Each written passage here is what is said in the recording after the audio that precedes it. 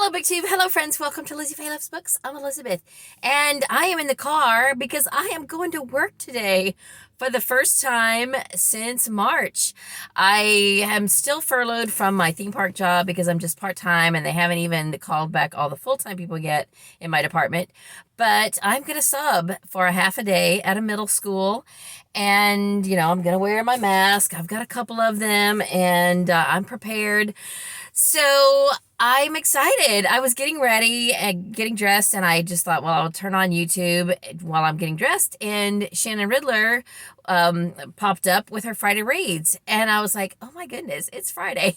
So I'm stopped at the library because I've still got a few extra minutes, and I stopped at the library so I can turn in some books because now that I finally got my monthly wrap up done and an unwrap up, if you didn't see that, that was where I talked about it was accidental. It started out to be my video wrap up, and I started talking about all the books I didn't read and didn't finish, and I rambled on until I finally thought, okay, I'm just gonna have to make this its own video. So there's a wrap up and an unwrap up, both for August, if you haven't seen those.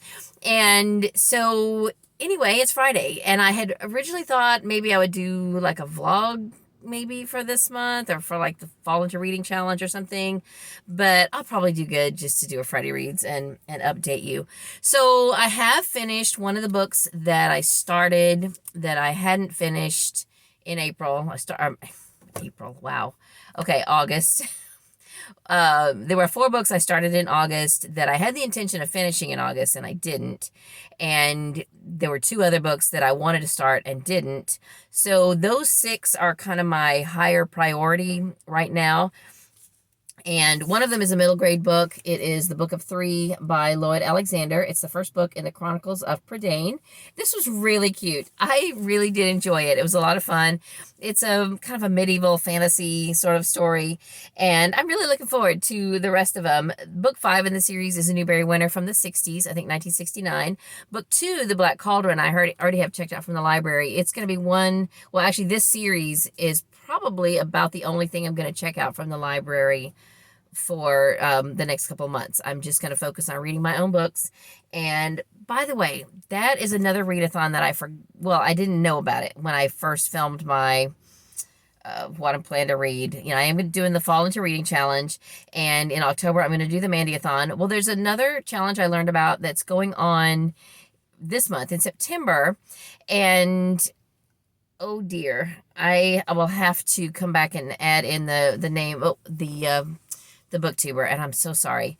The readathon is called Read Your Shelf-a-thon, I believe. Read Your Shelf-a-thon. And it's a smaller booktuber who is doing it. What am I saying? I'm a small booktuber, but it's someone that has like less than 1,000 subscribers. So, she may not have popped up on your recommended list. So I want to be sure and give her a shout out because that is definitely what I plan to do for the next, the next few weeks is to read my own bookshelves. So that being said, this is one of the few one of the few series / books that I'm going to get from the library for the fall.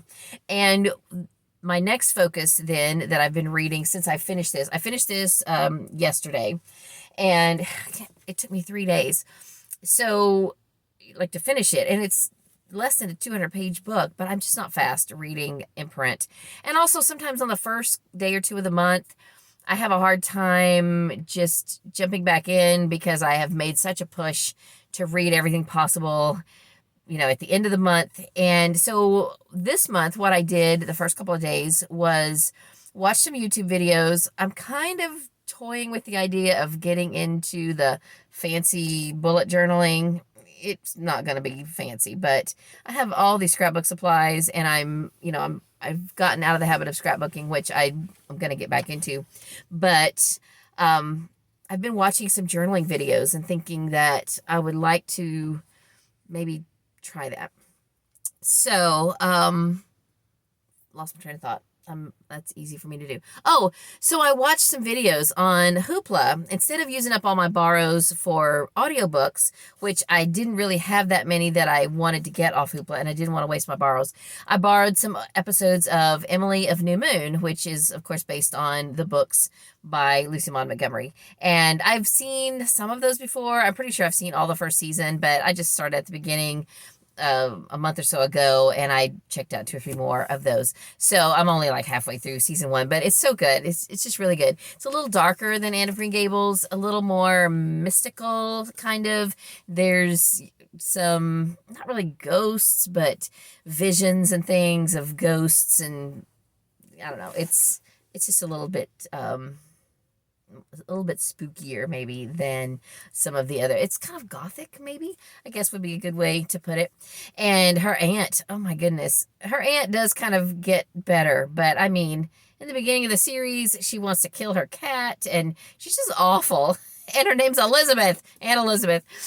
Anyway, so I watched some Emily of New Moon, and then I finished this one. So what I've picked up next is the other library book that I had checked out that I didn't finish, Right Package, Wrong Baggage by Wanda B. Campbell. So I was only about 30% into this at the end of the month, and I hadn't picked it up in a couple of weeks, and I had said that it was kind of slow. Well, it's picked up.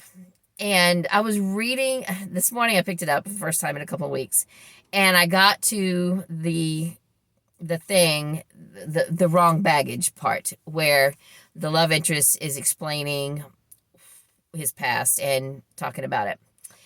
So let me just say, if the author's intent was to get an emotional response out of the reader, she did it. Because I'm not going to give a spoiler. I'm not going to say what his past was.